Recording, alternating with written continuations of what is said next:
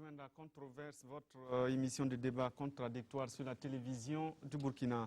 Ce soir, nous faisons le bilan de la première année du président Kaboré au pouvoir. Que peut-on retenir de la gouvernance politique et socio-économique de ce pays cette année? Les lignes ont-elles bougé? Pour répondre à la question, nous sommes avec le docteur Émile Pargué-Paré. Avec nous ce soir aussi, M. Alphonse Ouedraogo, il est du CEFOP. Et avec nous ce soir, Maître Benewende Stanislas Sankara de l'UNIRPS. Bonsoir. Avec nous, Maître Guy Hervé Kam, il est le porte-parole du Balai citoyen, donc il représente la société civile sur ce plateau. Alors, on aurait voulu avoir un membre du gouvernement, mais malheureusement, ça n'a pas été possible. Donc, alors nous allons faire avec. Une fois n'est pas coutume, je vous signale que vous pouvez nous contacter au 25 40 79 03 ou encore poster vos messages sur notre page facebook.com/controverse-rtb. Je le disais donc, nous commençons cette émission par le point de vue des citoyens sur la gestion politique et socio-économique de notre pays par le président Kaboré depuis un an. Parlons d'abord de la vision politique. Nous écoutons. On n'a pas fait la chasse aux sorcières. Ça pouvait être le cas. On entend dans d'autres pays là. Même ceux qu'on a attrapés, on l'a ouvert. Donc politiquement, moi je pense que ça procède à l'apaisement et on est un peu tranquille. Il y a des efforts qui sont faits surtout au niveau de la démocratie. On voit que plus ou moins les gens n'ont plus...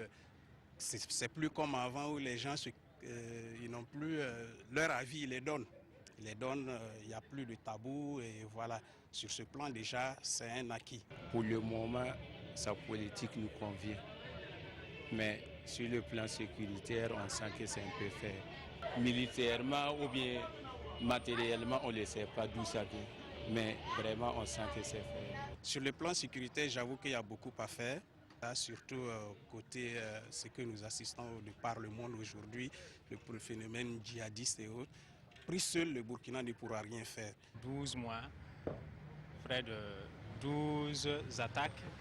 Bon, on sent que c'est pas facile avec le cumul de responsabilités au niveau du ministère de l'administration territoriale et de la sécurité intérieure. Bon, le ministère de la Défense aussi qui est cumulé avec le président du FASO. Donc ça ne permet pas une certaine opérationnalité assez rapide pour une efficacité d'action. Voilà, on retient donc de ces interventions qu'il n'y a pas eu de chasse aux sorcières, mais le vrai problème aujourd'hui c'est la sécurité. Alors, docteur Paré, qui représentait le MPP, le parti au pouvoir, alors réaction. Bon, je crois qu'il y a un des intervenants qui a bien répondu à la question. 12 attaques en 12 mois. Il est évident que la question sécuritaire était une question fondamentale dès le départ. Parce que quand le président Roch a été élu, vous avez vu aussitôt, avant même qu'il n'entre en action, il y a eu l'attaque de Capuchino, l'hôtel Splendide. Et déjà, ça a un peu influencé sur le cours des événements et des décisions que nous devions faire dans les 6 premiers mois ou les 12 premiers mois de l'année. Et si vous regardez très bien cela, j'ai l'habitude de dire aux gens, c'est l'effet boomerang de la situation sécuritaire au temps de Blaise Compaoré. Et tout le monde est dans ce pays. C'est Blaise Compaoré qui est responsable. Non, mais vous savez très bien qu'au temps de Blaise Compaoré, il n'y a pas ces attaques. Vous convenez avec moi. Et que normalement, on ne comprend pas que les attaques soient dirigées contre le Burkina Faso depuis cette année. Il n'y a pas beaucoup d'attaques au Mali, il n'y a pas beaucoup d'attaques au Niger, qui sont pourtant des zones aussi à haut risque. Conclusion, et c'est l'effet boomerang, à savoir que Blaise Compaoré était vu pendant un certain temps comme le protecteur des djihadistes. Ça, c'était bien connu quand même dans la sous-région.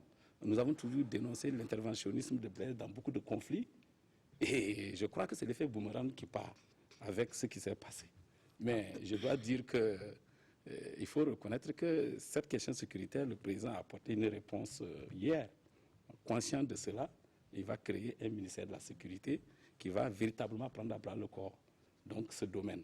Et il va créer un ministère de la Défense, comme il l'a dit, parce qu'il avait pris au départ parce qu'il voulait montrer au peuple que lui prenait au sérieux justement cette question de la défense nationale. Mais au regard, comme les gens disent, de beaucoup de tâches que le président a, il refait, il recentre le gouvernement de façon à ce qu'il prenne comme une des priorités majeures de 2017 la sécurité de notre pays. Donc voilà l'analyse à chaud que je fais de cette situation sécuritaire.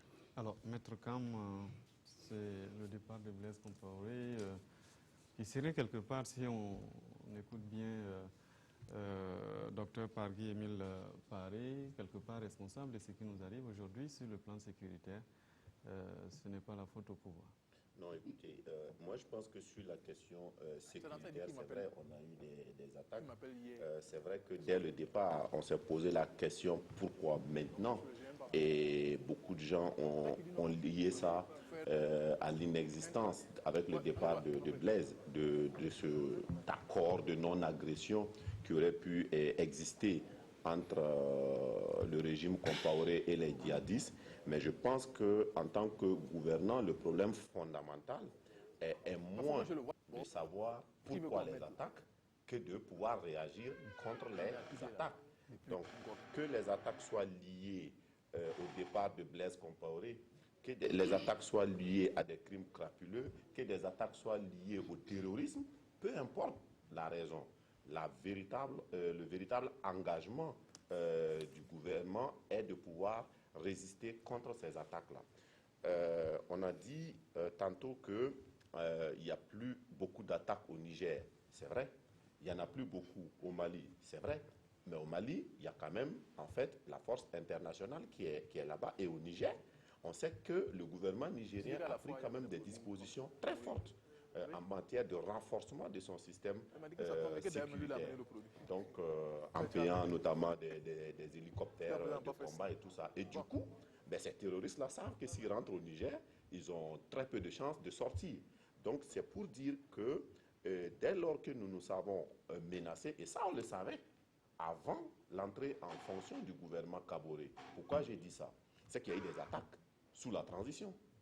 Donc, il y a eu 2 attaques sous la transition. Donc, lorsque le gouvernement prend fonction, il sait pertinemment qu'il y a le défi sécuritaire qui est là. Et d'ailleurs, dans le programme politique, tous les candidats avaient mis cette question-là au cœur de leur politique. Donc, à partir de ce moment, lorsqu'on s'assoit sur le pouvoir, bien entendu, il faut pouvoir réagir. Alors, il faut pouvoir réagir, remettre Sankara, ce qui n'a pas été fait. Et donc, comme on l'a dit, on a jusqu'à 12 attaques. Je ne suis pas d'accord avec vous. Pourquoi vous dites que ce qui n'a pas été fait? Je pense qu'il faut plutôt appréhender le phénomène. Le terrorisme, il n'est pas un problème stricto sensu burkinabé. Le terrorisme frappe l'Europe, frappe les Amériques, frappe l'Afrique. Mais pour revenir au Burkina Faso, je pense... Est-ce que ce n'est pas une manière peut-être un peu fataliste de voir chaque fois ces références Je crois que pour combattre un phénomène, il faut le connaître. Je pense. Pour combattre aujourd'hui le terrorisme, il faut le connaître, il faut l'appréhender, il faut connaître ses origines et savoir qu'est-ce qui favorise les frappes. Par exemple, le terreau qui a été favorable, c'est par exemple le changement de régime, comme cela a été décrit tout à l'heure. À un moment donné, vous avez une armée burkinabé qui cherche également ses marques, avec des hommes peut-être démunis, qui ont besoin de moyens, qui ont besoin aussi, j'allais dire, d'un autre moyen, qui est ce qu'on appelle la morale des troupes. Il faut que les troupes aient effectivement ce moral-là pour aller au front. Donc c'est un ensemble de facteurs aussi bien objectifs que subjectifs qui doivent permettre, bien sûr, d'endiguer ce phénomène. Mais je dis une fois de plus que ce phénomène, si vous ne l'appréhendez pas, si vous ne le connaissez pas, vous ne pouvez pas le combattre.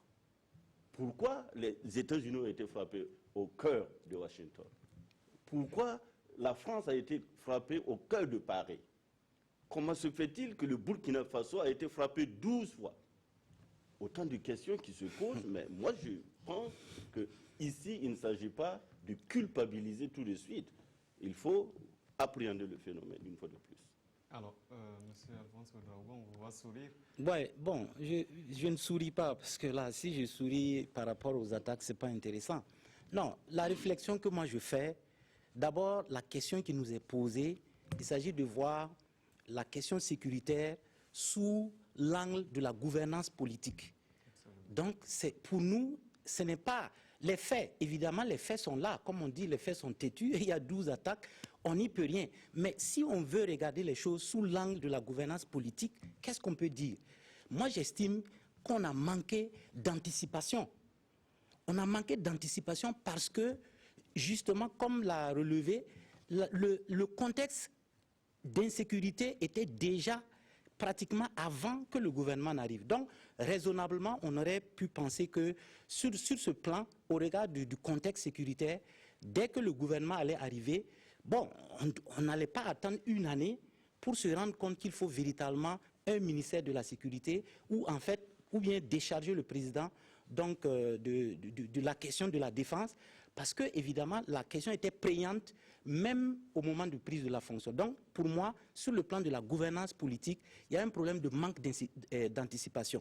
Deuxièmement, ce que je constate, il y a aussi une question de faiblesse dans la réactivité.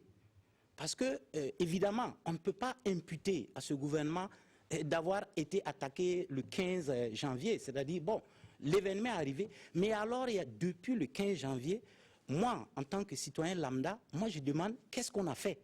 S'il y a un bilan qu'on doit tirer sur ce plan, simplement parce qu'on a été attaqué. Si on n'avait pas été attaqué, on peut comprendre qu'on attend tranquillement certaines pour pouvoir réagir. Mais maintenant, comme on a été attaqué, quelle est la réaction qu'on a faite? En tout cas, s'il y a une réaction qui a été faite, bon, peut-être que l'opinion n'a pas été véritablement très informée des actions qui ont été faites. Pour moi, c'est les deux éléments. Le manque d'anticipation et la faiblesse dans la réaction. Oui, permettez-moi de réagir parce que lorsque on dit qu'il y a des attaques en France, il y a des attaques au Mali, il y a des attaques aux États-Unis, il y a des attaques partout.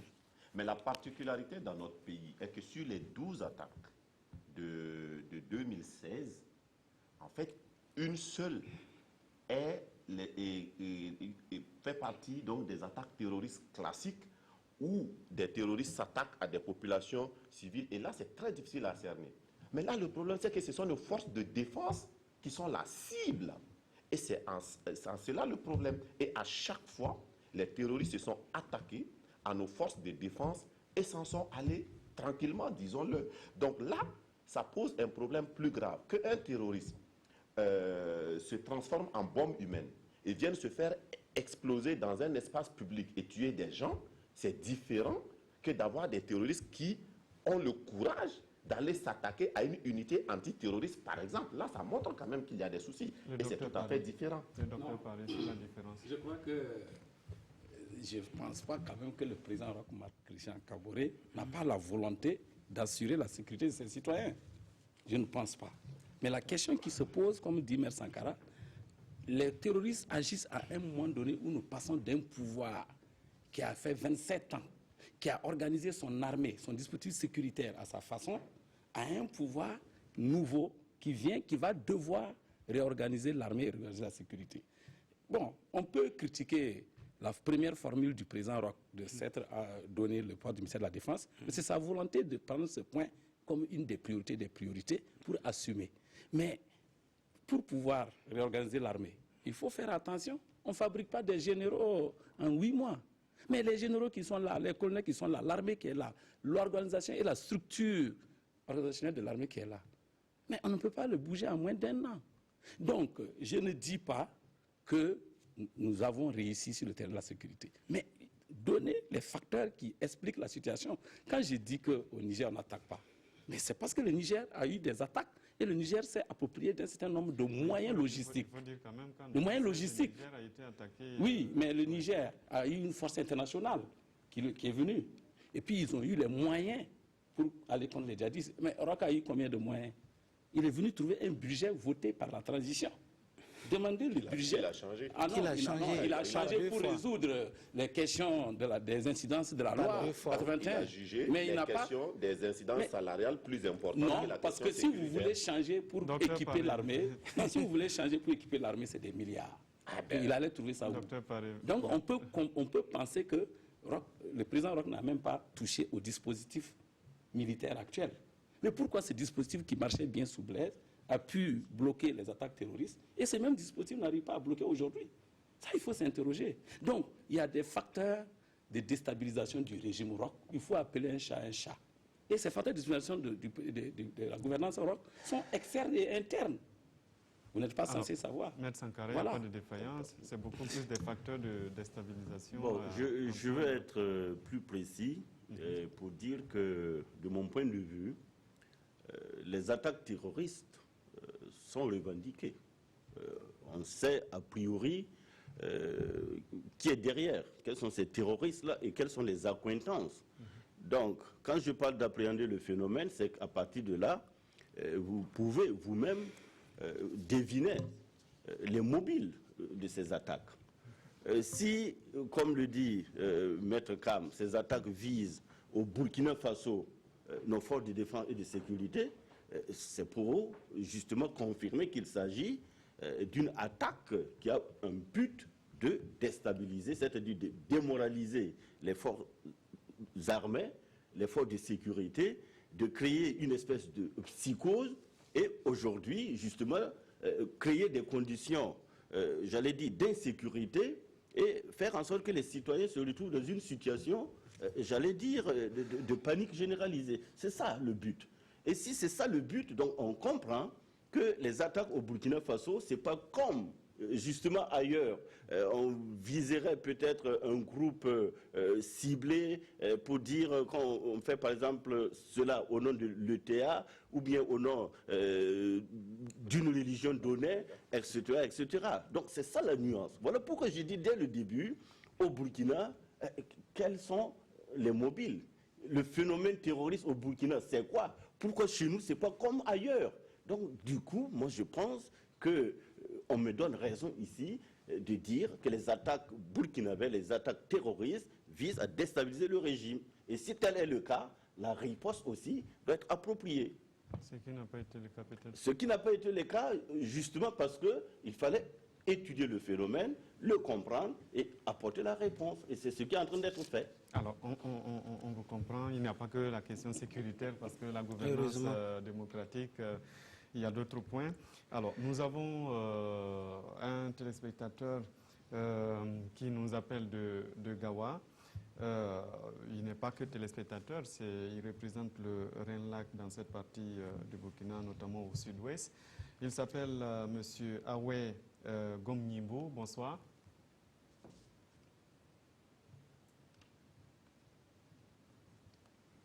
Monsieur Gomnimbo n'est pas en ligne.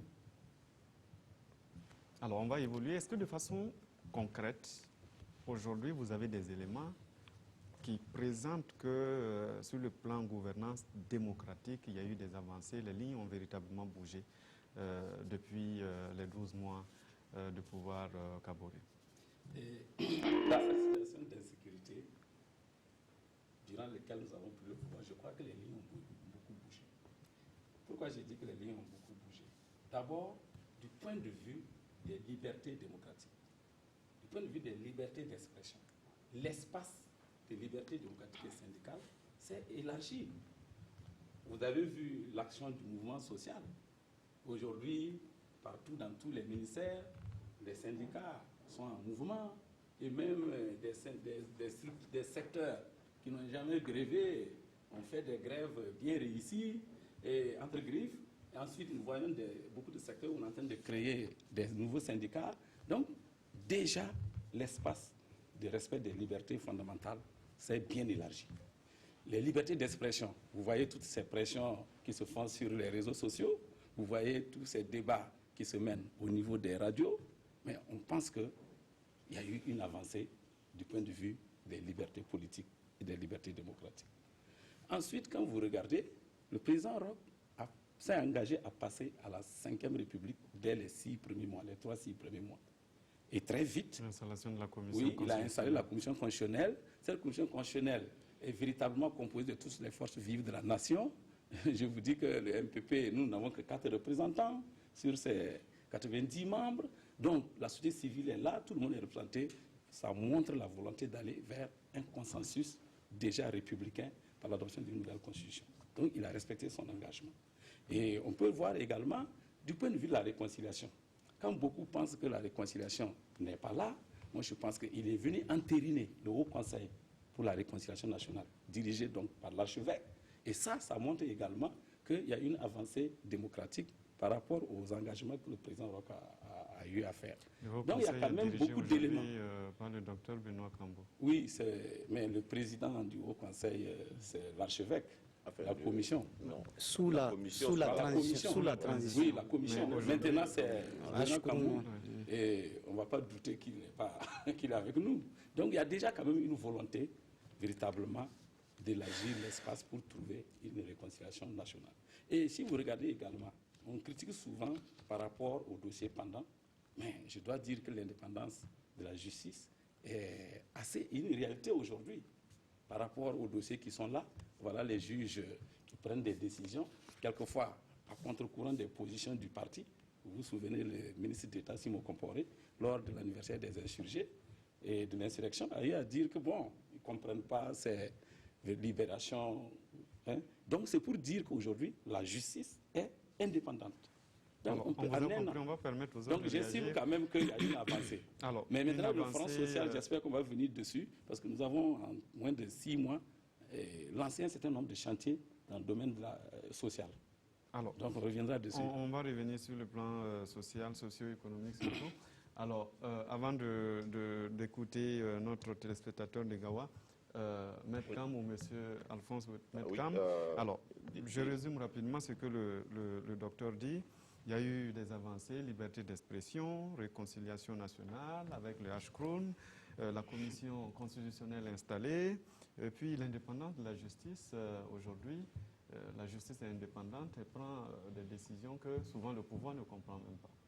Oui, bon, déjà sur les questions de liberté d'expression, il faudrait quand même considérer les faits. Je pense que le Burkina Faso est un pays de tradition, liberté d'expression. S'il n'avait pas eu de liberté d'expression, Blaise Compaoré ne serait pas parti, le MPP ne serait pas au pouvoir. Donc ce n'est pas sous le gouvernement Roch que le peuple burkinabé est devenu libre sur le plan liberté d'expression. C'est parce que d'ailleurs, il y avait la liberté d'expression que le président Roch a pu devenir président. Donc ça, c'est un acquis. Et le peuple burkinabé a cette particularité d'être très attaché à sa liberté, dans tous les sens. Ça, c'est le premier aspect. Le deuxième aspect, c'est que je ne souhaiterais pas répondre, je vais dire, trait pour trait à ce que le docteur Paré a dit, mais je voudrais aussi, parce que sur les questions de gouvernance, on peut dire ce qu'on veut sur la question de la justice. Il s'agira de voir entre l'indépendance textuelle ou l'indépendance dans la pratique, si c'est vrai, il y a toujours des éléments qu'on peut évoquer. Mais moi, ce que je dis, c'est que le gouvernement Roch est à 1 an. 1 an, c'est 20% de 5 ans. Et pendant ce temps-là, on était tous d'accord qu'il ne peut pas déplacer des montagnes. Mais il pouvait quand même donner des signaux forts. Et des signaux forts en termes de bonnes pratiques de gouvernance. Et sur ce terrain-là, franchement, c'est une grande déception. Et je vais dire pourquoi. Alors, déjà, sous le gouvernement Roch, il n'y a plus eu de nomination de DG sur base d'appel à candidature. Ça, c'est un mauvais signe de gouvernance. Parce que même Blaise Compaoré avait institué ça, même s'il revenait dessus. Aujourd'hui, on a vu ce qui s'est passé dans beaucoup d'administrations qui laissent à penser qu'en réalité, finalement, les postes de direction générale dans les structures sont des postes qu'on donne aux camarades pour les remercier. Ça, ce n'est pas un bon signe du point de vue de la gouvernance. Du point de vue de la gouvernance, il y a eu beaucoup de problèmes. On peut parler des derniers problèmes, notamment la question des tablettes au niveau de l'Assemblée. Je vais vous dire pourquoi la question des tablettes, personnellement, pose problème. Ce n'est pas que l'Assemblée a reçu des tablettes. Les tablettes sont venues du gouvernement. L'Assemblée contrôle le gouvernement. Donc voilà 2 personnes. Une personne fait une erreur, l'autre le suit. C'est un problème. La question du million actuellement, ce sont des questions de gouvernance. On a dit c'est légal. D'accord, c'est légal. Mais franchement, si on devait réfléchir uniquement sur le terrain de la légalité, peut-être que Blaise Compaoré serait toujours président. Nous sommes allés sur le terrain de la légitimité pour pouvoir faire échec à la modification de la Constitution. Donc, du point de vue de la gouvernance, il y a aussi des signaux forts que malheureusement, le gouvernement ne nous a pas donnés. Et aujourd'hui, il faut que l'ensemble des institutions de la République, je veux parler du gouvernement, je veux parler de l'Assemblée, je veux parler du pouvoir judiciaire, nous donnent des gages qu'en réalité, effectivement, plus rien n'est comme avant, parce qu'on veut instituer une gouvernance vertueuse, une gouvernance où, effectivement, il y a un idéal qui sous-tend ça. Et si on ne sent pas ça, on ne peut pas opérer tous les changements que l'on veut. Il ne faut pas que les gens aient l'impression... On vous a compris. Alors, puisque vous avez parlé de tablettes, de millions et tout, vous avez donc parlé de l'Assemblée nationale. On a la chance d'avoir le premier vice-président de l'Assemblée qui est là, Maître Sankara. Oui, mais je pense que ce qu'il faut plutôt retenir de fondamental, ce n'est pas la partie visible de l'iceberg. Il pose la problématique d'une société vertueuse au Burkina Faso. Je pense que c'est ça qui constitue l'aspiration essentielle de notre peuple, qui parle d'intégrité. Et d'ailleurs, le chef de l'État, hier, quand il faisait le bilan, il a mis l'accent sur ces éléments-là, à savoir l'intégrité, la redevabilité, la bonne gouvernance. Et on sent d'ailleurs dans l'intervention du président hier qu'il y a une rupture entre le gouvernement et souvent l'exécutif et le législatif. Oui, mais c'est pourquoi je veux dire que c'est la partie visible de l'iceberg, puisque, pour être plus concret parlant des tablettes ou du million qu'on donne aux députés, ça c'est vraiment la partie visible de l'iceberg, parce que je mets cela dans le contexte de l'austérité générale que les Burkinabés se doivent pour pouvoir relever les défis, mais avec des valeurs. Et ces valeurs doivent être données aussi bien au sommet qu'à la base. Si dans une société où on parle encore d'incivisme, dans une société où effectivement on ne reconnaît pas l'autorité, dans une société où la corruption est encore là, malgré la loi anticorruption, dans une société où il y a des passe-droits, effectivement, on ne peut pas parler d'une société vertueuse. Et comme les députés sont des élus, sont des leaders politiques, ils doivent donner l'exemple. Donc, de ce point de vue-là, moi j'ai compris pourquoi on dit il y a la légalité, mais il y a l'opportunité. L'opportunité, c'est par rapport au contexte. Et si on continue ce raisonnement, mais je me pose la question, pourquoi, d'ailleurs, revendiquer aussi des salaires? Pourquoi aujourd'hui revendiquer, sur coup de grève, des augmentations? Donc, parce que non, je vais dire l'opportunité est générale. L'opportunité est générale. Ce n'est pas parce que c'est un droit, puisqu'il parle de légitimité, qu'on doit en réclamer. On doit tenir compte du contexte, de la situation, de l'ensemble du pays. Donc, de ce point de vue-là, moi, je peux comprendre cette analyse-là. Sinon, je pense que l'Assemblée nationale a certainement manqué de communiquer suffisamment, parce que cette histoire de millions a une origine. Il y a un fonds. On est passé de 3 millions à 1 million. L'Assemblée nationale aujourd'hui a concédé, les députés ont concédé 19% de leur traitement. Nous n'avons pas eu de prêt véhicule dans cette législature, on n'en parle pas. Nous avons fait des commissions d'enquête, ça rapporte combien à l'État? On n'en parle pas. Mais dès lors qu'on est député, effectivement... Notamment sur le foncier. Mais bien sûr. Et les mines. Oui. Mais ce n'est pas pour se dédouaner. Parce que je suis d'accord avec Maître Kam que notre aspiration, et l'aspiration aujourd'hui, donc, de ceux qui nous gouvernent, de l'autorité politique, c'est afficher cette volonté pour que tous ensemble, on tende vers une société vertueuse et qu'on se donne les moyens pour y arriver. Alors, on va aller avant d'écouter donc M. Alphonse Ouedraogo, on va écouter notre invité de Gawa qui est toujours en ligne. Il s'appelle Awe Gomnyungu. Il est le responsable du réseau national de lutte anticorruption. Il est à Gawa. Bonsoir.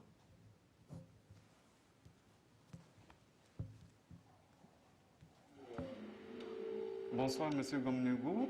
Oui, j'entends, Oui, bonjour, effectivement, je suis en ligne. Voilà, alors... Oui, bonsoir, Tansan Dongo. Alors, vous suivez donc l'émission de Gawa. Alors, je voudrais savoir, lorsque de Gawa vous parcourez l'année du président Kaboré, quel bilan vous faites de façon concrète? Qu'est-ce que vous avez comme analyse par rapport donc à ce bilan-là? Je crois que vous devez être à côté de votre poste téléviseur. Oui, je suis à côté, oui. Oui, si vous pouvez vous éloigner un peu du poste ou l'éteindre carrément. Ah, d'accord. Ok. D'accord. Donc, effectivement, par rapport à la gouvernance Kaboré, ce que je peux dire par rapport à ça, en fait, parce que à écouter les uns les autres, moi je pense objectivement que ce qu'on est en train de constater aujourd'hui au niveau du pays ne doit pas quand même être étonnant. Parce que quand on regarde les acteurs, c'est les mêmes acteurs qui sont aux affaires depuis 1983, jusqu'à l'heure actuelle en passant par le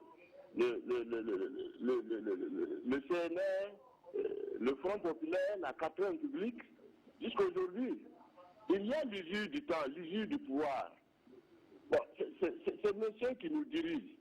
Bon, moi, je pense que s'il pouvait faire mieux, peut-être que l'insurrection n'allait même pas venir au Burkina.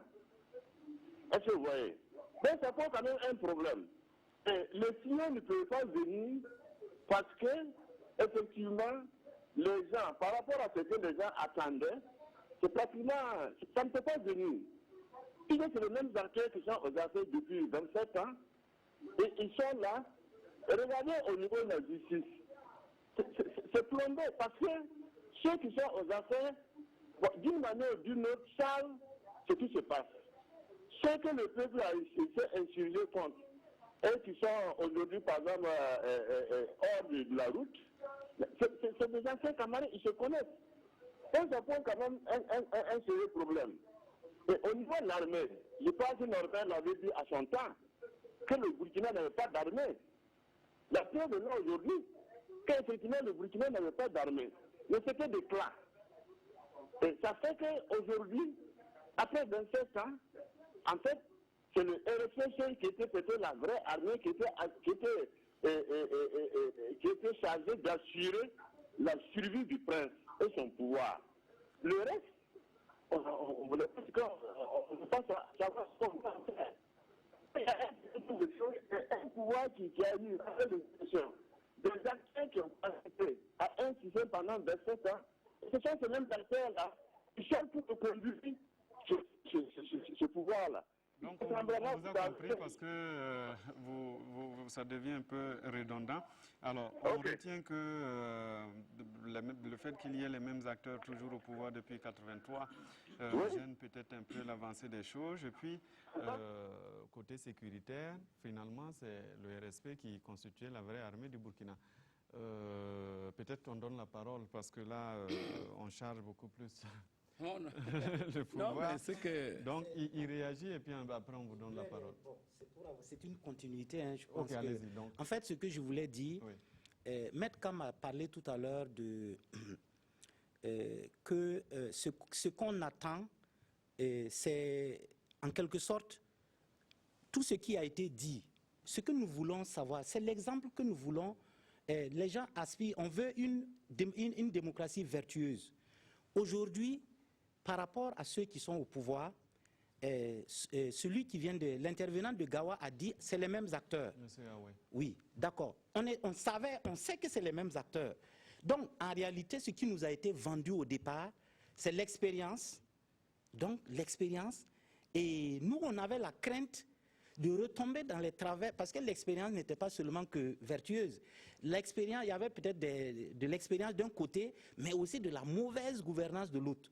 Et notre crainte, quand ce pouvoir arrivait, c'est de voir, bon, s'il y a une rupture qui nous permet effectivement d'embrayer sur de nouvelles dynamiques, il n'y a aucun problème. L'expérience peut servir positivement. Mais si par malheur, on reglisse vers l'arrière, on retombe dans les travers du passé. Donc, en fait, ce qu'il veut dire, c'est que pour l'instant, on n'a pas vu cette impulsion qui nous permettait d'abord de faire la rupture avec ce qui est passé et de commencer une nouvelle gouvernance vertueuse. Voilà l'analyse que j'ai à partir de, voici de ce qu'il dit. C'est que, donc, je donne directement la parole au docteur Paré. L'homme de Gawa, ce qu'il dit, c'est pas faux. C'est-à-dire, c'est les mêmes acteurs qui sont là depuis 1983. C'est même pas depuis 1983, hein. C'est depuis plus de 1983. Depuis 1978, c'est MRPN. Les acteurs sont là, les touristes sont là. Hein? Vous avez les MLN, les PDP de Kizerbo, ils étaient là. Gérard Kango, ils sont là. Donc ce n'est pas une affaire des acteurs. Alors, donc ce n'est pas les acteurs de 1983 qui causent le problème. Et je ne vois pas dans quel pays où historiquement on a coupé une classe politique jetée et venu transposer une nouvelle classe politique. Le problème ne se pose pas en ces termes. Le problème se pose en termes de lutte et de démocratie. Mais le président Roch et son parti et la majorité ont été élus, oui ou non, de façon transparente aux élections. Élections à laquelle tous ces acteurs ont participé. Donc, il a été élu sur la base d'un programme. La question, quand on fait son bilan, c'est de voir par rapport à ce programme, si ça, c'est pas fait, si ça, c'est pas fait en un an, on critique. Quand on nous dit les tablettes, et les millions, on impute ça à la gouvernance Roch, je dis on va trop loin. Il y a la séparation des pouvoirs. Vous ne voulez pas vouloir une chose et son contraire, Maître Kam. Il y a la séparation des pouvoirs. L'exécutif est là, législatif est là. L'affaire des tablettes ne regarde pas le président Roch. Il a donné un point de vue en tant que président. Mais l'Assemblée qui a géré ces questions de tablettes, ces questions de millions, mais toute l'opposition était là-bas. Le peuple devait être plus violent vis-à-vis de cette opposition qui est là-bas et qui a accepté toutes ces actions au lieu de jouer leur rôle de critique. On n'a pas vu. Je crois que les tablettes, ce n'est pas les députés de la majorité qui ont pris les tablettes. Ce n'est pas les députés de la majorité qui ont pris que les millions. Donc, la critique formulée par rapport à l'opportunité est un débat permanent. Quelles sont les mesures à prendre? C'est légal, c'est pas opportun, c'est légal, c'est pas opportun. On a vu les revendications syndicales. Est-ce que c'était opportun que les magistrats aillent mettre le couteau au cou du président pour signer? Donc, ce que je veux dire, c'est normal. Il peut y avoir eu des erreurs. Il peut y avoir eu des insuffisances dans la gouvernance. Mais on ne peut pas d'emblée dire que la gouvernance, là, tout est à rejeter. L'Assemblée, ce qu'ils ont fait, la enquête parlementaire, en moins d'un an, 2 enquêtes parlementaires de haute volée. Non, c'est d'abord deux choses. Oui. La première chose, c'est que, franchement, cette affaire de dire les syndicats, les gens, attendez, c'est quand même pas les syndicats qui gouvernent. Donc, les syndicats sont dans leur rôle de revendication. Je pense que peut-être on va venir là-dessus, la partie gouvernance sociale.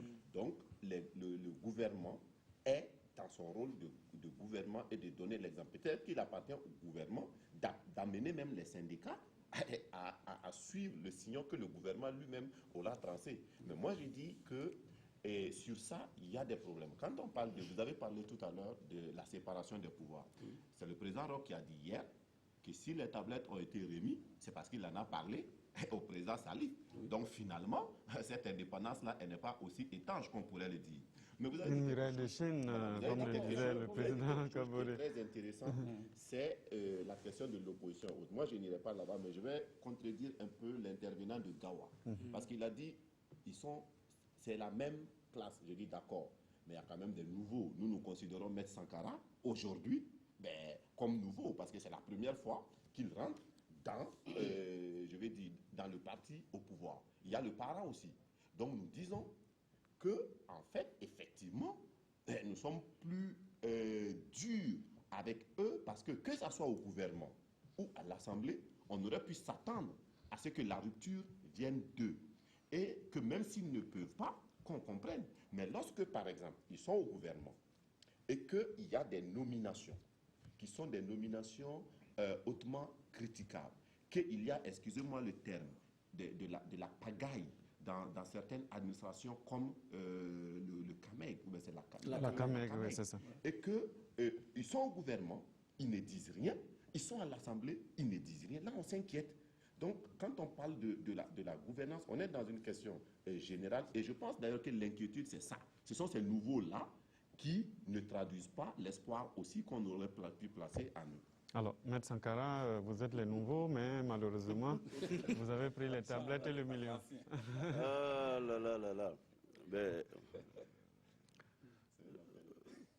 peut-être que c'est quand même un des députés de l'UNIR qui a été le premier à dire publiquement qu'il allait remettre sa tablette. Non, là n'est pas le débat. Oui.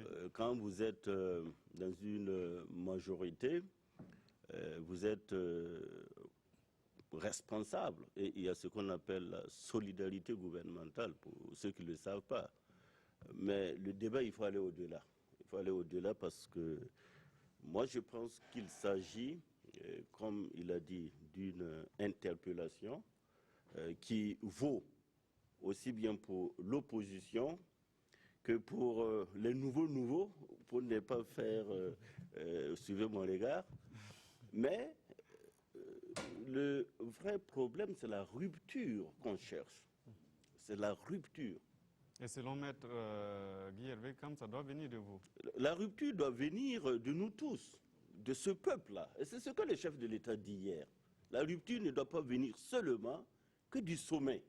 Il faut que la rupture vienne aussi de la base. Et c'est ça, justement, Maître Kam veut dire, parce que la société civile, aujourd'hui, est dans son rôle de veiller et d'interpeller. Autrement dit, il n'y aura pas ce Burkina Faso auquel nous rêvons. Et aujourd'hui, interpeller les gens sur leurs responsabilités, quand il y a des dérives, c'est tout à fait normal. Mais maintenant, que ce soit à l'Assemblée nationale ou dans l'exécutif, si vous prenez l'Assemblée nationale, l'UNIR-PS y est avec 5 députés. Le parent y est avec 2 députés. Le MPP en a combien? Donc c'est fort de cela que nous avons créé une alliance à l'Assemblée nationale pour pouvoir avoir une stabilité institutionnelle. Et l'Assemblée nationale, de grâce, travaille sur la base de la Constitution, des textes. L'Assemblée nationale a des missions, il ne faut pas déplacer les missions du député. De contrôle, surtout. Mais bien sûr, de contrôle de l'action gouvernementale, de légiférer, de voter la loi. Mais aujourd'hui, on voit beaucoup plus le rôle social du député. Tout à l'heure, quand il parle de la séparation des pouvoirs, bon, je vais dire, nous avons reçu cette tablette Huawei de l'exécutif. Ça a été remis parce qu'effectivement, c'était infondé. Et à la limite, c'était contre une loi. Pour le million, le chef de l'État dit, oui, c'est légal, c'est un droit, mais ce n'était pas opportun au regard du contexte. C'est sur ça qu'on peut discuter. Donc vous comprenez qu'on fait souvent vraiment mauvaise querelle aux députés, mais le débat de fond demeure qui est que la classe politique dont on parle, et on dit elle est vieille, elle est ci, elle est ça, il faut une alternance plus juvénile. Je veux bien, regardez toutes les sociétés du monde. Il y a aussi des jeunes plus pourris que des vieux. Non, mais je vous le dis, il y a des jeunes plus pourris. Ah oui, le leadership ou diriger un pays, mais quand on cite Thomas Sankara qui était très jeune là, mais ce n'est pas tout le monde qui peut avoir la trempe de Thomas Sankara. Ce n'est pas tout le monde qui peut avoir la trempe de Patrice Lumumba. Donc, un leader politique, ça se façonne. Ça se façonne. Et vous avez des vieux qui réfléchissent aussi comme des jeunes, qui prennent fait et cause pour la jeunesse. Merci beaucoup si vous m'avez compris. Monsieur Alphonse Ouedraogo, avant de passer à l'autre étape du débat, parce que ça commence à tirer déjà, nous avons le second volet. Non, bon, moi je souscris un peu à tout ce que Maître m'a dit. Sauf que l'opposition que vous représentez ici n'a rien fait face aux tablettes et aux millions de citoyens. Évidemment, bon, si on présente la chose de cette manière, effectivement, quand on parle de tablettes, en tout cas à l'Assemblée, il ne s'agit pas seulement de tablettes pour un camp plutôt que pour l'autre.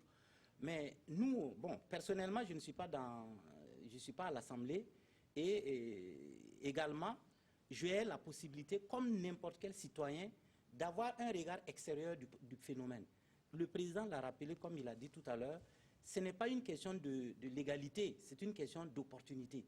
Or, nous sommes sortis d'un contexte dont on espérait en tout cas, une certaine continuation. Les sillons de la transition, c'était dans ces aspects-là. Moi, je crains, si rien n'est fait, nous allons progressivement revenir aux anciennes pratiques et on ne voit pas pourquoi, en fait, on aurait fait ce choix-là.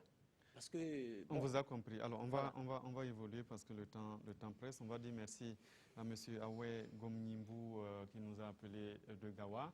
Alors, cette fois, on parle du volet gouvernance socio-économique, donc l'aspect social et économique. Donc.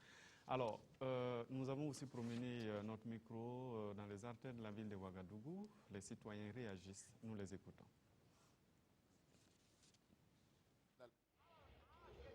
Qui doit faire marcher le social, c'est la même administration à 80% qui était là.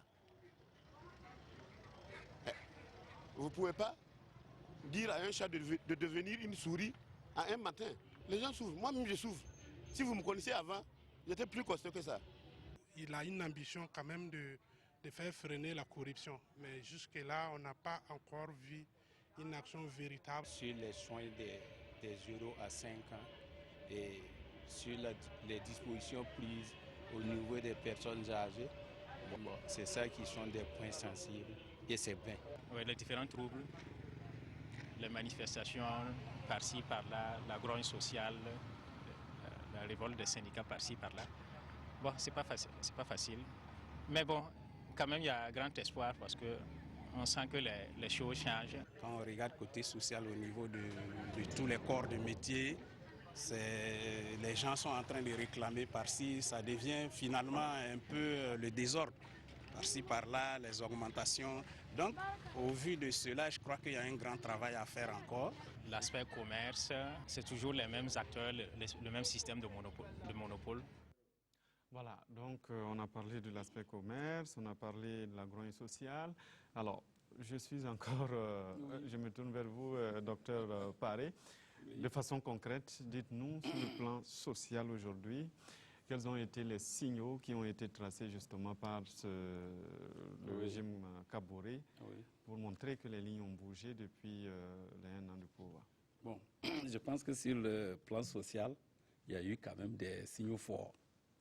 D'abord, dans le domaine de la santé, et je pense que le gouvernement est rentré dans la politique de gratuité de la santé, des soins pour la femme enceinte, pour les enfants de 0 à 5 ans.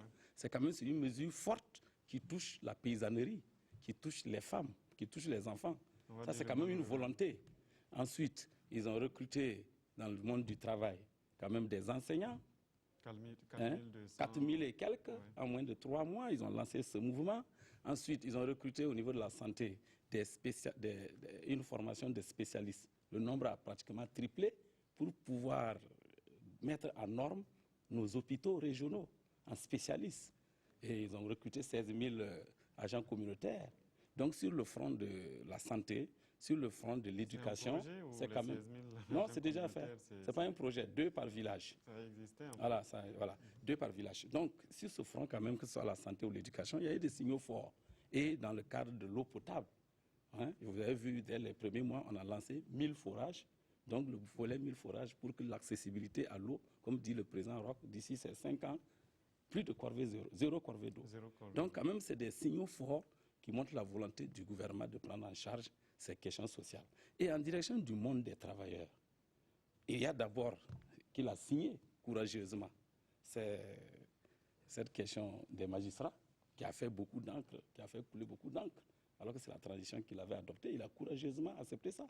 Il a courageusement affronté également la loi 081 qui donnait, que la transition avait prévu mais n'avait pas budgétisé. Et on était obligé de faire une loi de finances rectificative pour effectivement absorber cela à 2 reprises. C'est 30 milliards pratiquement qui ont été recherchés pour résoudre cette question des travailleurs. Donc il y a eu une augmentation, quoi qu'on dise, voilà. Donc les travailleurs du Burkina Faso dans leur ensemble ont quand même vu cet effort du gouvernement. Donc on peut dire quand même que sur le front social, il y a eu des signaux forts. Mais évidemment, on peut dire que ce n'est pas arrivé. Mais je vous dis, c'est sur 5 ans, les engagements du président Roch. Ce n'est pas sur 1 an. Donc il faut quand même reconnaître cet effort dans le domaine social. Un mot peut-être sur l'économie. Bon, sur le plan économique, je dois dire que, vous savez, l'infrastructure ne bouge pas comme la superstructure. Ce n'est pas d'une baguette magique que vous pouvez faire des réformes économiques. Mais ce qu'il y a à souhaiter, il y a eu des lois qui ont été votées par rapport aujourd'hui pour alléger les méthodes effectivement d'attribution des marchés dans le cadre de la lutte contre la corruption. Ça, c'est très important. Et il y a eu le PNDS qui a été élaboré de façon assez transparente. Et ce PNDS a abouti, comme vous l'avez vu, à la conférence de Paris. Selon certains acteurs, certains internautes. Quoi? Le cacao du Burkina. Non, bon, le cacao du Burkina, c'est trop dit. Au plan économique, quand même, il y a ça. Alphonse Ouedraogo, je pense que sur le plan socio-économique, bon, il faut se garder de peindre véritablement en blanc la situation que tout le monde connaît.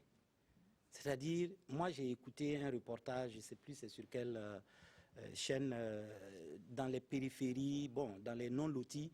Bon, je pense que nous sommes obligés de coller à ce ressenti de la population. Nous ne pouvons pas, entre quatre murs, estimer que, bon, ça va, ici, ça va.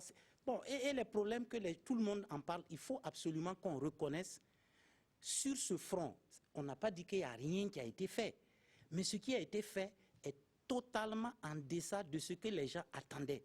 Et c'est ça, c'est le gap, généralement, qu'on doit, on doit mettre, disons, l'accent là-dessus pour permettre aux décideurs justement de se mettre à jour, à niveau des attentes et ne pas se tromper à court ou moyen terme. Moi, je pense que c'est ça. Sinon, tout ce qui a été... Vous savez, vous avez parlé de la santé, de la gratuité. Évidemment, quand la mesure a été prise, tout le monde a applaudi.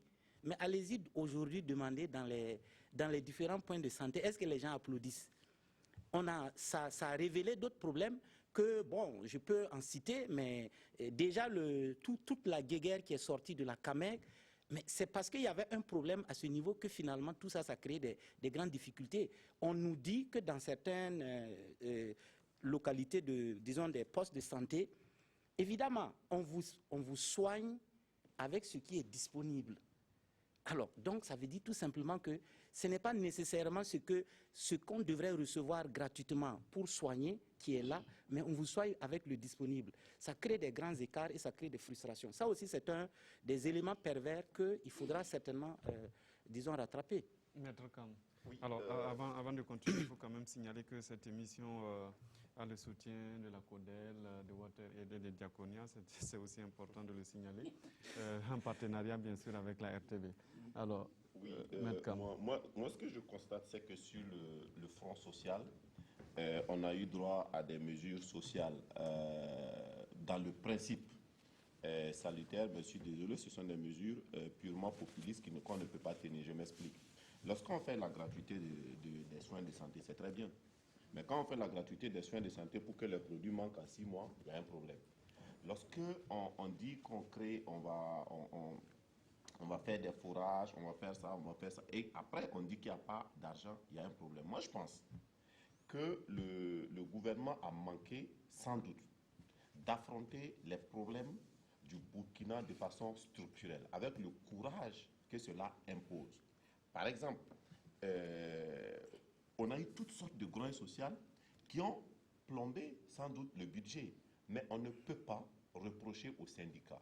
Peut-être que le gouvernement aurait dû, dès le départ, organiser un dialogue, prendre l'initiative d'approcher les organisations professionnelles dans un dialogue pour discuter de comment on peut chacun faire pour aborder ce changement quand on sait d'où on vient. Ça, c'est le premier aspect. Le deuxième aspect, c'est que les mesures les plus importantes sont les mesures qui sont d'ordre structurel, sont des mesures qui permettent de changer. Mais où en est-on avec ces mesures qui permettent de changer là? Là, on a des mesures ponctuelles auxquelles on peut applaudir. Mais là, après avoir fini d'applaudir, il faut prier que ça puisse continuer, parce que rien ne permet de penser que ça peut continuer. Et sur ce point, par exemple, j'aurais attendu, moi, de ce gouvernement-là qu'il donne un exemple fort. Prenez nos prisons, prenez nos camps militaires qui se nourrissent, les cantines scolaires, qui se nourrissent avec du riz importé. Un gouvernement tel que celui-là, issu de la transition, moi j'aurais fait de l'insurrection, J'aurais pu m'attendre à ce qu'on se dise, terminé. Tout ce que l'État va investir comme marché dans ce domaine-là, c'est d'abord le riz local. Mais ça change de façon structurelle. Les paysans n'auraient plus besoin sans doute peut-être de gratuité de soins. On a parlé de PNDS. Là, je vais me faire l'avocat du gouvernement parce que la communication me paraît très dangereuse. Quand on fait croire au Burkina qu'on est revenu avec 18 milliards, alors qu'on est allé chercher 18 000 milliards, alors qu'on est allé chercher 5 000 milliards. Si on est allé chercher 5 000 milliards, on n'a pas eu 18 000 milliards. On se bat pour avoir ces 5 000 milliards. Parce que c'est ça qui va faire que demain, on ne pourra pas contenir le front social. Alors que ces 5 000 milliards d'engagement, il faut déjà pouvoir les absorber. Moi, j'ai vu le document du PNDS, je dois pouvoir dire qu'au moins 50% des projets ne sont même pas au stade d'étude de faisabilité.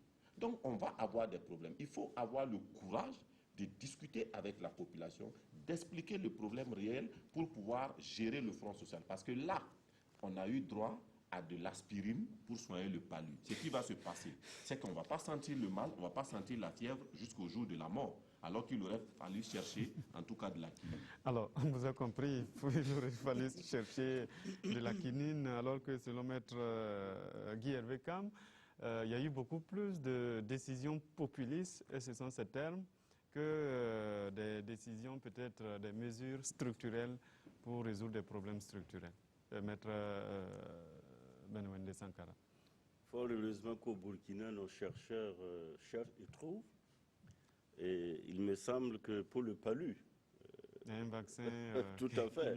Voilà, on n'aura plus besoin d'aspirine. Le professeur Tinto, oui. C'est pour dire que Maître Cam peut se rassurer que dans notre pays, il y a effectivement des gens qui ont cette volonté et de façon sacerdotale de servir la cause de notre peuple. Cette volonté, il ne faudrait pas l'ausculter. Quand on parle de la fronde sociale, je suis d'accord avec ce que dit M. Ouettara Alphonse. C'est comme, effectivement, une goutte d'eau dans la mer. Parce que quand vous faites même déjà des études, des projections sur la base, par exemple, de 16 millions d'habitants, et vous vous retrouvez à 18 millions ou à 20 millions, tout ce que vous avez fait comme projection, ça va fausser.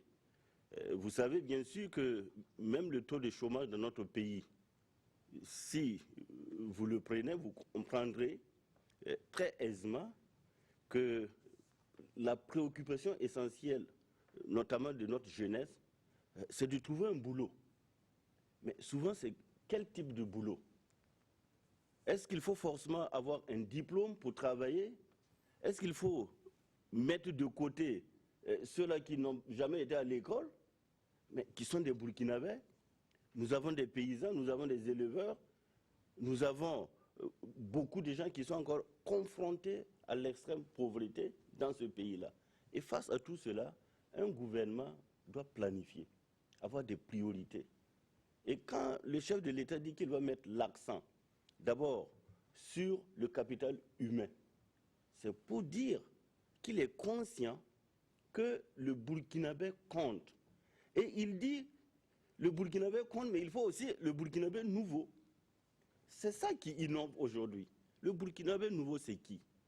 C'est celui-là qui se sent aujourd'hui patriote, qui peut effectivement dire qu'il est Burkinabé, qui connaît les problèmes de ce pays et qui veut que ce pays avance parce que désormais, et on a mis l'accent au début pour parler de la bonne gouvernance et d'un certain nombre de valeurs, pour créer les conditions d'une rupture qui pourrait permettre maintenant au chef de l'État d'appliquer le programme pour lequel les Burkinabés l'ont choisi.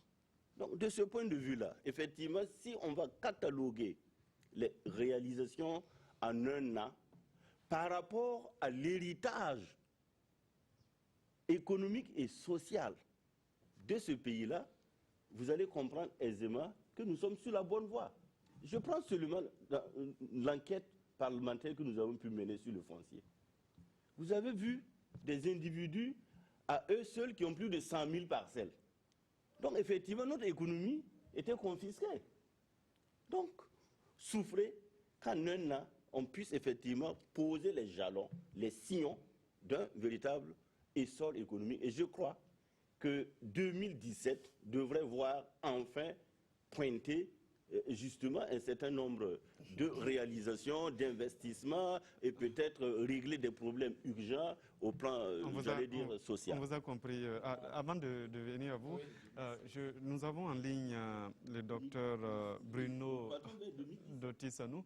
Alors, oui, maître Sankara, donc je disais que nous avions en ligne le docteur Bruno Dotti-Sanou que nous avons aussi invité, alors qui va intervenir sur cet aspect de la gouvernance économique et sociale. Bonsoir, docteur.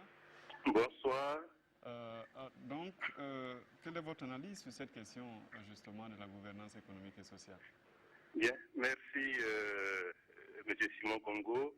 Je voudrais remercier la télévision et tous les participants à cette émission pour m'avoir associé.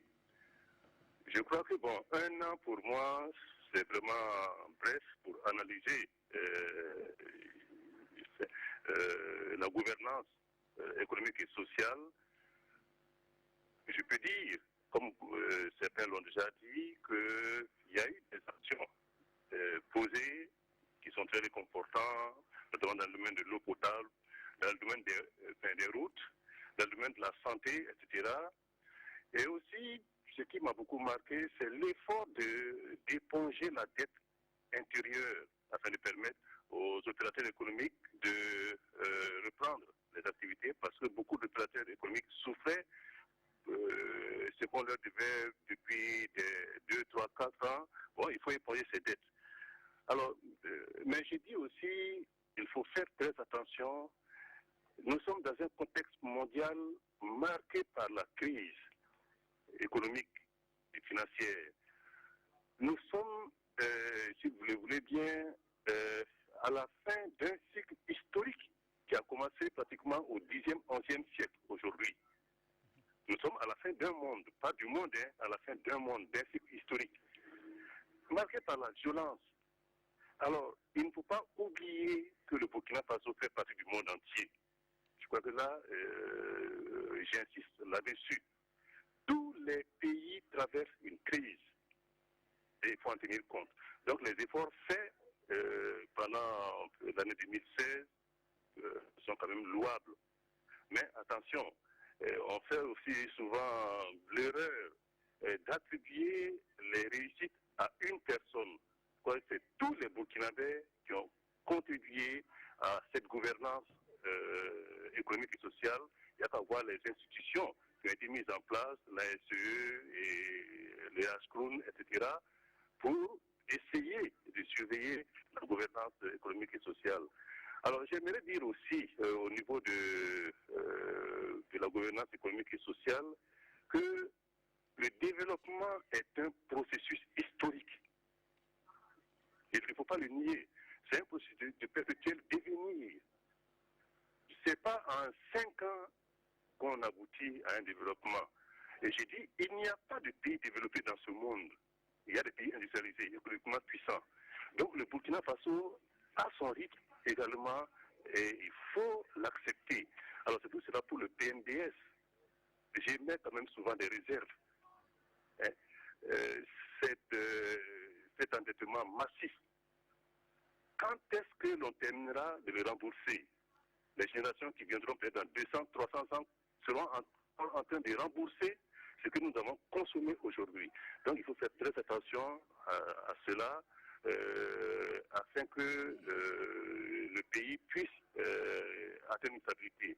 Alors, ma dernière intervention sur l'analyse de la première année de M. le Président Roch Kaboré, c'est que la décentralisation doit être revue de fond en comble.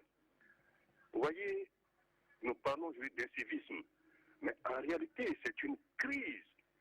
Et c'est parce que le développement local ne prend pas d'essor. On ne peut pas avoir de démocratie et de développement sans appliquer le processus de subsidiarité. Ce que je peux faire par moi-même, que personne d'autre ne le fasse pour moi.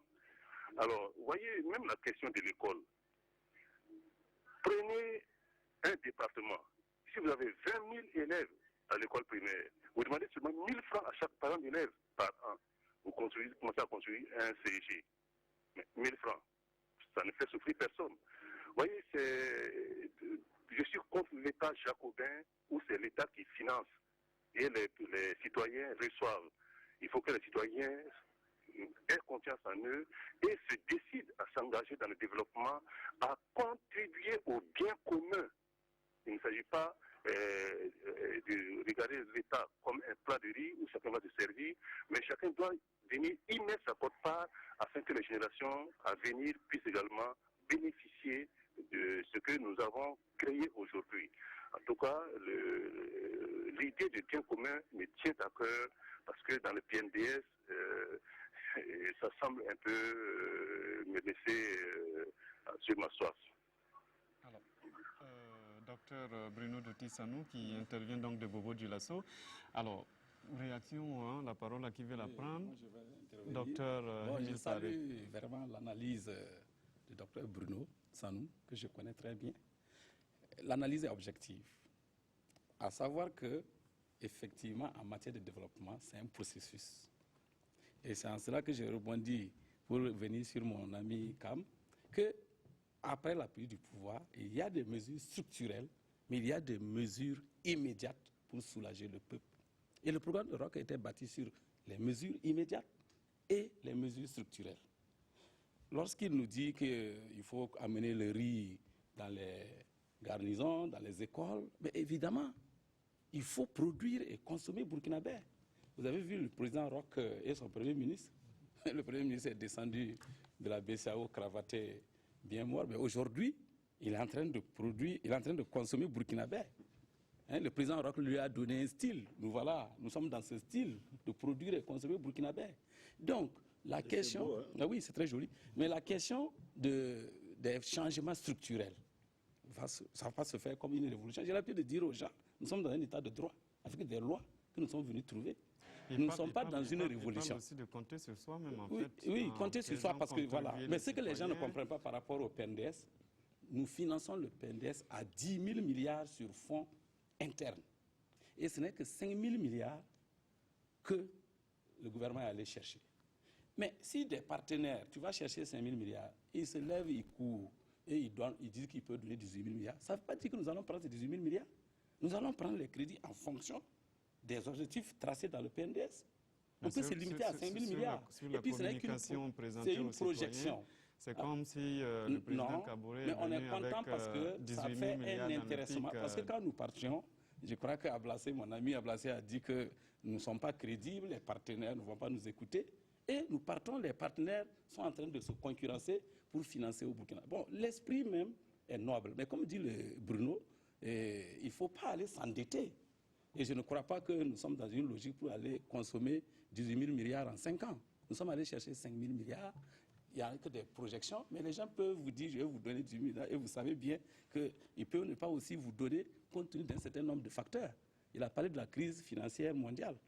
On m'annonce 1 000 milliards. Après, on peut venir me dire que vraiment, je n'ai plus d'argent en m'annonçant. Ce ne sont que des projections. C'est là où j'ai dit, en finançant le PNDS à 10 000 milliards sur notre fonds et aller chercher 5 000 milliards, c'est la volonté de compter sur nos propres forces. Ces partenaires-là, comme il a dit, je suis d'accord, on ne va pas aller s'endetter et on ne peut pas payer, ou bien on va faire payer par les générations qui viennent. Regardez comment on a bradé les ressources naturelles du Burkina Faso sur l'air Blaise Compaoré. Les ressources, la terre, les ressources minières, ça a été bradé. Et nous sommes en train de récupérer encore pour se réapproprier. Et du point de vue vraiment des mesures qui sont faites, comme on l'a dit, il y a eu des réalisations. Oui, on ne va pas revenir sur les routes parce que voilà. Le docteur a donc quand même en un an, mais je ne sais pas ce qu'on veut qu'on fasse. On va donner, en un an, on va donner la parole à Adama Coulibaly. On va dire merci aussi au docteur Bruno Doty-Sanou pour son intervention. Je rappelle qu'il nous appelait de Bobo Dioulasso et je rappelle aussi que cette émission a le soutien de la CODEL, de WaterAid et de Diaconia en partenariat donc avec la RTB. Adama Coulibaly a recueilli les autres questions des téléspectateurs et les commentaires pour nous. Nous l'écoutons. Bonsoir Adama Coulibaly. Bonsoir Simon, bonsoir chers téléspectateurs. Nous avons des questions ainsi que des réactions. Donc, tout d'abord, Isaka Ginko à Tenkodogo, comment se fait-il que nos forces de l'ordre sortent chaque fois perdantes des attaques? Ou bien c'est une question d'organisation, demande-t-il?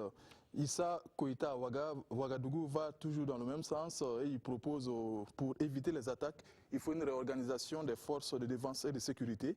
Il suggère que la police soit dans les chefs-lieux de province, la gendarmerie dans les départements et les militaires aux frontières. Ensuite, nous avons M. Minungu à Ouagadougou. La gratuité des soins a des limites. J'ai fait la même expérience dans 2 CMA de la ville de Ouagadougou.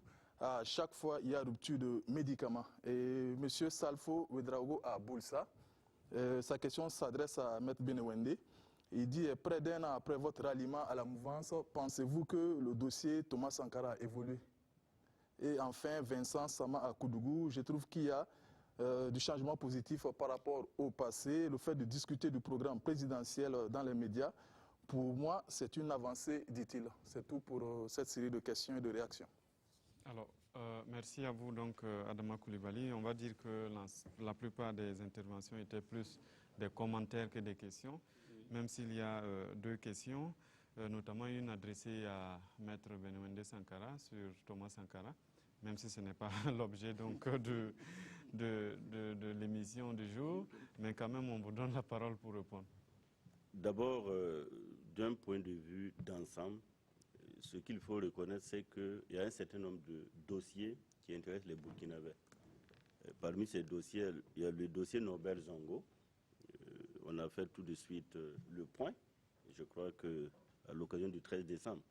Il y a le dossier Thomas Sankara, il y a le dossier Dabo Boukari, et bien sûr d'autres dossiers. Je parle de dossiers qui sont dans mon cabinet et en tant qu'avocat. Il y a eu une très bonne évolution de ces dossiers. Mais je veux dire aux téléspectateurs que ce qui est fondamental, c'est l'indépendance et la liberté du juge dans le traitement du dossier. Si le juge ne rencontre pas un obstacle artificiel, un obstacle politique, et il est libre de convoquer qui il veut convoquer, quelle que soit sa casquette, en ce moment, on peut dire que le juge il est en train de faire son travail dans le secret de son cabinet en vue de la manifestation de la vérité. Dans l'affaire du président Sankara, aujourd'hui nous attendons les résultats de la contre-expertise. Le juge, et je crois que le commissaire du gouvernement du tribunal militaire a fait largement écho, a émis des mandats et a également demandé qu'on extrade Blaise Compaoré, Yacine Kafando et bien d'autres. Il continue les auditions. Il a même été au Ghana auditionner le président John Guri Rawlings. Est-ce qu'on pouvait avoir une telle avancée dans ce dossier dans l'autre régime? Ce n'était pas possible. Et cela, c'est depuis la transition. Donc le dossier évolue vraiment très bien, de mon point de vue. D'accord. Alors, je crois que les autres, c'était plus des commentaires. La gratuité des soins, on en a parlé ici largement. On a parlé aussi de la réorganisation des forces de défense et de sécurité. Il y a même des propositions. Donc, je pense que le ministre de la Sécurité peut prendre bonne note. Alors, peut-être une question sur le fait qu'il y ait des débats aujourd'hui comme ce que nous faisons actuellement. C'est une avancée, des débats sur le programme présidentiel. Maître Kam, c'est une avancée où... Avec le présimètre. C'est une avancée, mais au risque de faire dire à M. Paré qu'est-ce que Maître Kam veut. C'est une avancée, mais personnellement, au début de l'émission, j'ai été un peu choqué lorsque vous avez dit que vous auriez voulu avoir un membre du gouvernement que vous n'avez pas pu. Je me suis dit, mais c'est très grave. Est-ce que le gouvernement refuse l'exercice? Et ce qui serait un point noir sur le plan de la gouvernance, parce que, bon, ils auraient dû, s'ils sont invités, être là. Ceci étant, je pense que... Non, mais il faut préciser aussi qu'on a déjà eu le gouvernement c'est vous qui l'avez dit, moi je ne savais pas. Voilà. Le gouvernement, voilà un membre du gouvernement ici, donc voilà. Que sur cet aspect-là, c'est quand même important et on va dire pourvu que ça dure. En tout cas, je pense que du point de vue des citoyens, c'est une nécessité qui est là. Et à mon avis, ça sera difficile qu'on marque un recul de ce niveau-là. Mais permettez-moi de dire un petit mot sur la justice. Parce que je voudrais aussi que, pour une fois, on s'adresse aux juges. Parce que tout le monde s'est battu pour qu'on ait des textes qui protègent les juges. Parce que l'indépendance de la justice, c'est aussi les juges eux-mêmes.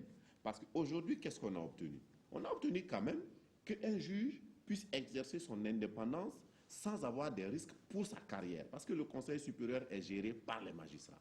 Maintenant, s'il y a un problème au sein de la justice, on doit pouvoir interroger les juges. Parce que si le peuple burkinabé est d'accord pour faire d'énormes sacrifices, pour donner aux juges le traitement qu'ils ont aujourd'hui, c'est en raison de leur rôle social. Et là, ce rôle social-là commande que les juges assument de façon très jalouse leur indépendance et posent les actes qu'ils posent. Comme ça, s'il y a une tentative d'entraver cette indépendance-là de la part du gouvernement, là, c'est sûr qu'ils auront le soutien populaire. Mais maintenant, si c'est eux-mêmes qui posent problème, là, nous disons aussi que le gouvernement, à travers le ministre de la Justice, a toujours une arme à main qui est le pouvoir disciplinaire, au moins le susciter. Donc c'est une responsabilité partagée pour l'intérêt des justiciables que nous sommes. Alors, Monsieur Alphonse Ouedraogo. Un mot par rapport à... on a dit que c'est une avancée, la liberté, le fait qu'on puisse discuter du programme présidentiel. Bon, moi, je suis tenté de dire heureusement, après l'insurrection, parce que il ne faudrait pas croire... Enfin, il y a des choses qui ont été acquises du fait de l'insurrection et du fait que le pays est passé dans la transition. Vouloir remettre cela en cause, ben, je ne pense pas que les Burkinabés sont prêts à se museler, à se taire. Bon, parce que la peur a changé de camp, il faut être clair là-dessus. La peur, avant, on avait peur, on te fait, il n'y a rien, mais on sait qu'il n'y a plus... Aujourd'hui, c'est l'autre camp qui a absolument, peur. Absolument. Voilà, si tu changes de nationalité. Il faut reconnaître que dans le subconscient burkinabé aujourd'hui, bon, je ne vois pas quelque chose qui empêcherait quelqu'un de s'exprimer, en tout cas pas sur le plan des aspects politiques ou de ce qui le convient ou ce qui ne le convient pas. Donc, je pense que c'est un gain, vraiment, à la limite, c'est un pas dans le bon sens pour l'ensemble des Burkinabés. Oui. Alors, donc, je pense qu'on va s'arrêter là parce que le temps, malheureusement, est arrivé à terme. Alors, je voudrais remercier tous les participants à cette émission et donner la précision aux internautes qui nous critiquent parfois sur la composition du plateau. En fait, c'est pour répondre à cette question que nous étions obligés de dire que le gouvernement effectivement a été invité, mais pour des raisons que nous ne savons pas, n'a pas pu participer à cette émission. Et donc, en tout cas, je crois que ce ne serait que partie remise. Était sur ce plateau monsieur le docteur Émile Pargui-Paré. Il représentait le MPP, le parti au pouvoir. Sur ce plateau aussi, nous avions monsieur Alphonse Marie Ouedraogo. Il représente le CEFOP, le chef de file de l'opposition. Sur ce plateau, nous avions maître Benewende Stanislas Sankara. Il est de l'UNIR-PS, la mouvance présidentielle. Il fait partie de la majorité. Et avec nous, maître Guy Hervé Cam, il est le porte-parole du Balai citoyen, il représentait la société civile. Merci à vous tous qui nous avez suivis et merci aussi aux ONG qui nous ont soutenus, WaterAid, Diaconia et la CODEL.